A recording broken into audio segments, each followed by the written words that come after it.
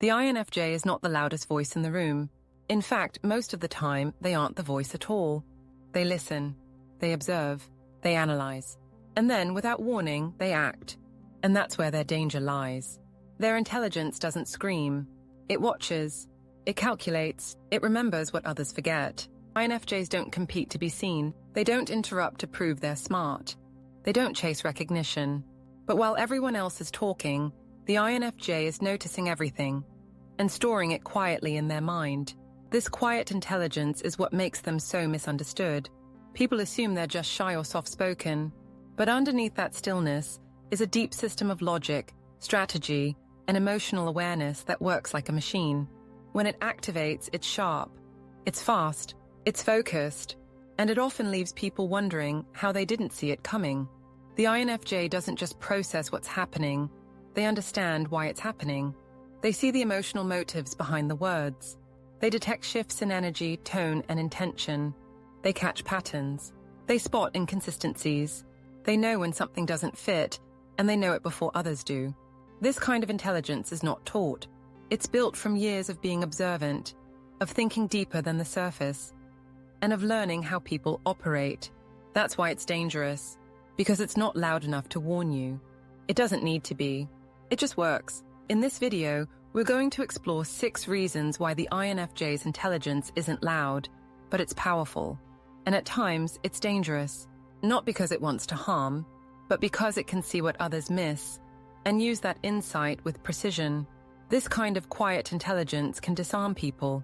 It can lead without trying. It can influence without pressure. It's not about being flashy.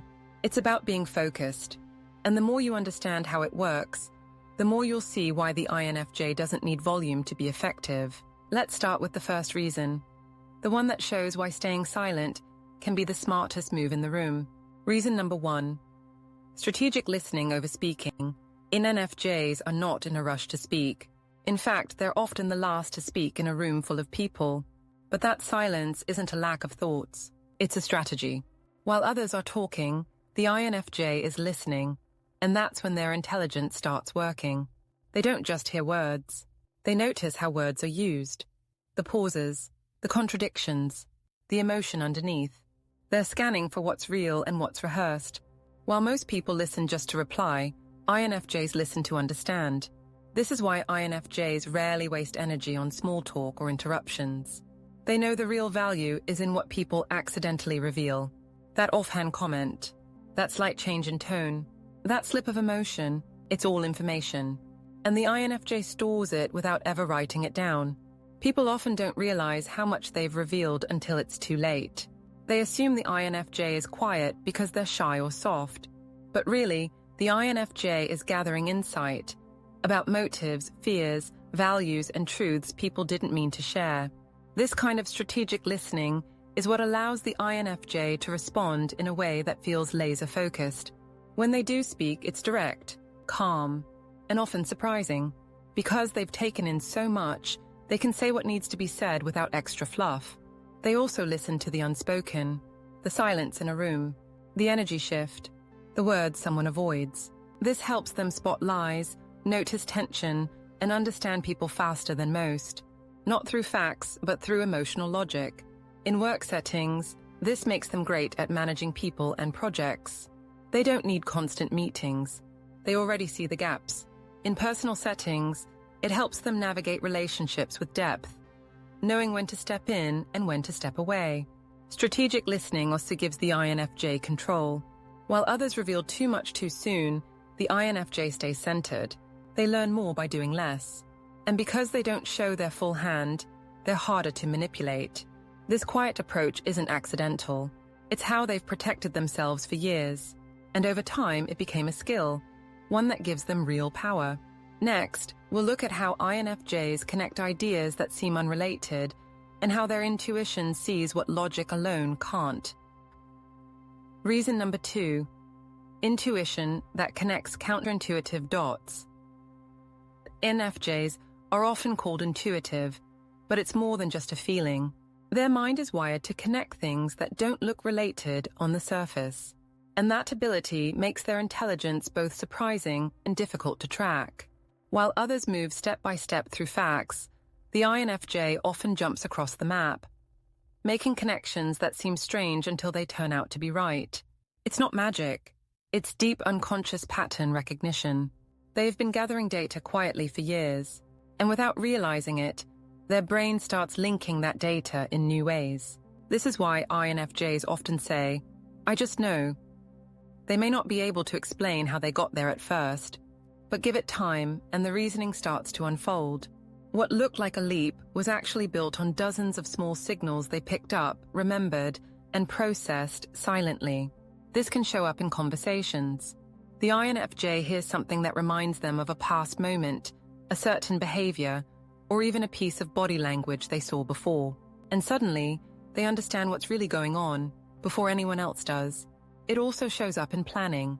INFJs often think 5 steps ahead, not because they're trying to be clever, but because their mind naturally runs through future possibilities.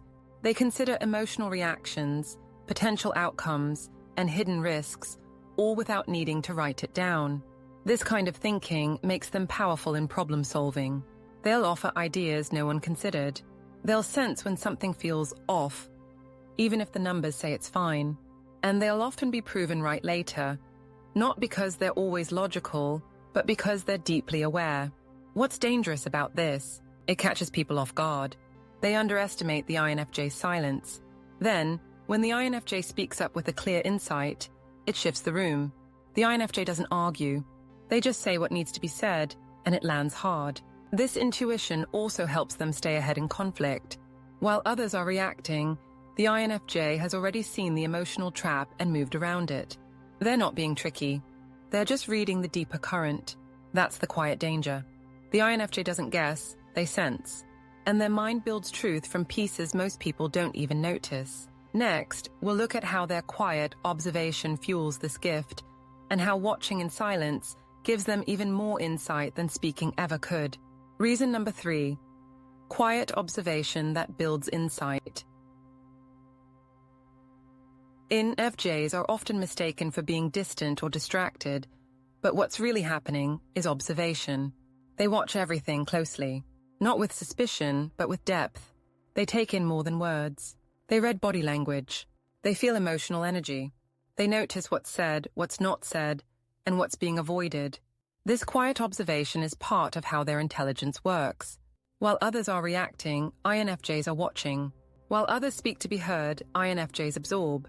They're not just listening to what's said, they're studying how it's delivered. They see eye movements, nervous fidgets, tone changes and pacing, and each small detail gives them insight. Most people miss these things because they're focused on how they appear. INFJs aren't. They're not trying to dominate the moment. They're stepping back, watching the room unfold. This gives them the advantage of clarity. They get a bigger picture, not just the surface, but the full story beneath it. In social situations, this makes them hard to fool. Even if someone says all the right things, INFJs can tell when something feels wrong. They pick up on misalignment between words and energy, a fake smile, an awkward pause, a pattern that doesn't match. They don't always call it out, but they remember it. This memory is important. INFJs have long-term emotional memory. They might not remember the date or time, but they remember how something felt. They remember the emotion behind the words. This becomes part of how they read future situations. They start connecting patterns from the past to what's happening now. Because of this, INFJs can sense relationships before they're obvious. They notice who avoids eye contact, who speaks in a different tone when one person enters the room, who is pretending to be more confident than they feel. These quiet insights help them understand group dynamics and individual motives, and they don't brag about it. They just know. Sometimes they'll offer a comment that feels strangely accurate. Other times they'll simply avoid certain people, without explaining why. But it's not random. It's the result of careful, quiet watching. This is why people sometimes feel seen around an INFJ, deeply seen. Because they are. And for those who aren't honest, that gaze can feel uncomfortable. INFJs won't always confront, but they won't forget either. This power of observation isn't cold. It's how they protect themselves and others. It allows them to respond wisely instead of emotionally. It's how they build trust slowly. It's how they move with care but with awareness. Their quiet observation creates a solid foundation for emotional and strategic intelligence. And that's where we go next. How their emotional intelligence is used not just for connection, but for control when needed. Reason number 4. Controlled emotional intelligence. That disarms INFJs are deeply emotional people, but not out of control. In fact, their emotional intelligence is one of their most dangerous tools. They don't just feel deeply, they understand emotions, theirs and everyone else's. And they know how to use that understanding with precision. They know when to show emotion and when to hold it back. They don't explode in anger or cry for attention. Instead, they regulate. They reflect. They know how their feelings move, and they know how to keep them steady, especially in tough situations. This level of emotional control allows them to disarm others, because when someone expects conflict or chaos, the INFJ stays calm, their voice stays low, their words stay clear. This creates a strange power dynamic. The other person feels more exposed, while the INFJ feels more centered.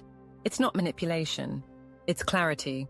The INFJ isn't pretending, they're just not giving emotional energy to the wrong moment. This disarms people, especially those who try to provoke or dominate through emotion.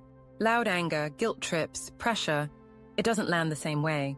INFJs see it, name it internally, and respond from strength. Their emotional awareness also helps them ask the right questions. They can see when someone is hiding pain or when a topic is too sensitive. They don't push, they guide. They can say one sentence that opens a person up because they've read the emotional room so well. That's emotional accuracy. And it's powerful. In conversations, this means they often lead without trying. Others feel understood. They feel safe. They feel like the INFJ gets them. And because of that, they listen more. They trust more. And without realizing it, they follow the INFJ's lead. This subtle leadership is part of what makes their intelligence feel dangerous. They don't need to raise their voice or show off their knowledge. They lead through presence, through tone, through timing. That kind of influence is long-lasting because it's built on real emotional insight. The INFJ also uses emotional intelligence to protect themselves. They know when someone is draining them.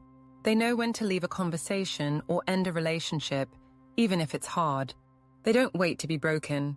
They read the signs and take action. All of this makes them emotionally strategic. They don't just have feelings, they manage them. And that ability gives them space to make better decisions.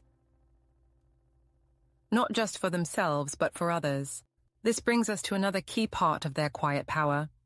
How they take their time to make moves, and how that patience can outsmart those who act too fast. Reason number 5, slow decision-making that outsmarts rashness. NFJs don't rush. When a big choice needs to be made, they pause. They wait. They step back and think. To some people, this looks like hesitation. But what's really happening is calculation. INFJs are not slow because they're unsure. They're slow because they're processing more than most people do. They look at the emotional impact, the long-term effect, the possible reactions. They replay conversations in their head. They imagine different outcomes. They ask themselves how they'll feel about this choice later. And only after all that thinking, then they act. This slow processing gives them a major advantage. While others are reacting emotionally, the INFJ is getting clear. While others jump into decisions to relieve pressure, the INFJ is building a plan that will hold. They might look quiet, but their brain is moving fast behind the scenes. This trait shows up in relationships, work, and personal growth. If an INFJ ends a friendship, it wasn't random. They thought it through for days, maybe weeks. If they change jobs, it's not impulsive. It's strategic. They knew the signs. They just didn't announce their thought process. That's part of the danger, because by the time they act, they've already accepted the consequences. They've already planned their response to push back. They have already created their next step. So if someone tries to talk them out of it, it's too late. This kind of decision-making isn't about control. It's about intention. INFJs value integrity. They don't want to act from fear or frustration. They want their actions to reflect who they really are. That's why they wait. That's why they listen to themselves first.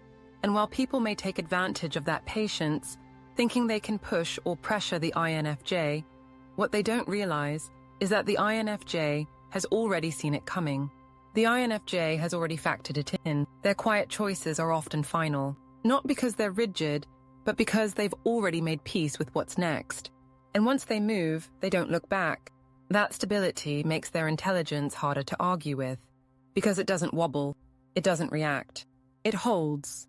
Their slow, thoughtful decisions may not make the biggest splash, but they create the biggest waves later. The kind of waves that change direction without needing attention. And that leads us to the last reason, why INFJs are able to influence people deeply without force. Their final edge is influence that doesn't look like control, but absolutely is. Reason number 6, understated influence that feels personal. INFJs rarely seek control, but they often end up with it. Not because they chase power, but because their influence runs deep. Quiet influence, unseen influence, and that's what makes it dangerous. People listen to INFJs without even realizing it's happening. It starts with presence. INFJs don't push. They don't dominate conversations. Instead, they make others feel seen, heard, understood. They ask the kind of questions that reveal more than expected. They respond with words that hit a nerve, but softly. They don't demand trust. They create space where trust naturally forms. This emotional environment makes people open up. And once someone has opened up, they're more likely to follow. Not because the INFJ forces it, but because the INFJ understands them deeply. That understanding makes others feel safe, guided, even grateful. INFJs are also skilled at mirroring, not in a manipulative way, but in a way that builds comfort.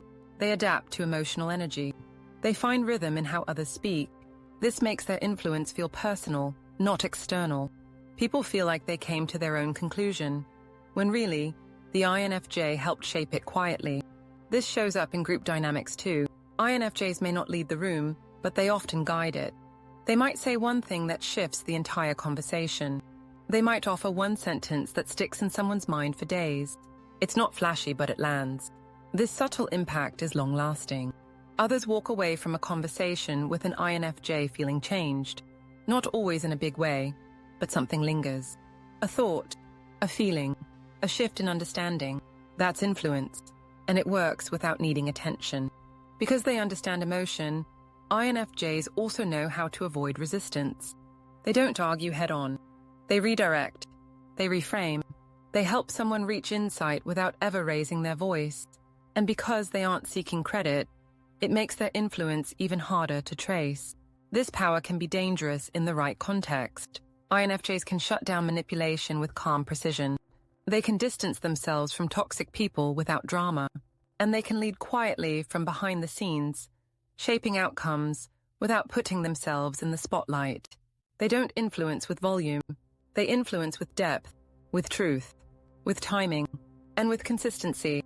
Over time, people realize they've been following the INFJ's insight, not because they were told to, but because it felt right. That's the danger. Not control through fear or force, but influence through calm, emotional intelligence. It's not loud, it's lasting. Now let's bring all of this together. INFJ intelligence is often overlooked because it's not loud. It doesn't fight for attention. It doesn't come with ego. But as we've seen, that silence is not emptiness. It's depth. And it's dangerous, not because it's harmful, but because it's precise. Let's recap what makes it that way. They listen more than they speak, watching, storing, and understanding, while others rush to be heard. They connect ideas others can't explain, using deep intuition that comes from real patterns and emotional logic. They observe everything: body language, energy, emotion, and they remember it. Their emotional intelligence keeps them grounded. They stay calm in chaos. They choose their reactions carefully. They respond when it matters. And when it's time to act, they do so slowly, but with certainty. They're not rushed. They've already run through every option. That's what makes their moves hard to predict and harder to stop. Finally, they influence others in a way that feels natural. They don't push. They don't pressure. But people change after talking to them. People walk away feeling different, sometimes stronger, sometimes clearer. And it wasn't loud. It was real. That's the core of the INFJ's intelligence. It doesn't brag. It doesn't beg. It just works. In silence. In strategy. In strength. If you're an INFJ, don't ever doubt the power of your mind. Just because others can't see how it works doesn't mean it's not effective. You don't need to explain it. You just need to trust it. And if you know an INFJ, respect their silence. Understand that what looks quiet on the outside is often the most active force in the room. Don't confuse stillness with softness. INFJs are thinking, processing, and shaping the world in ways that don't require noise. This is why the INFJ's intelligence isn't loud. It's dangerous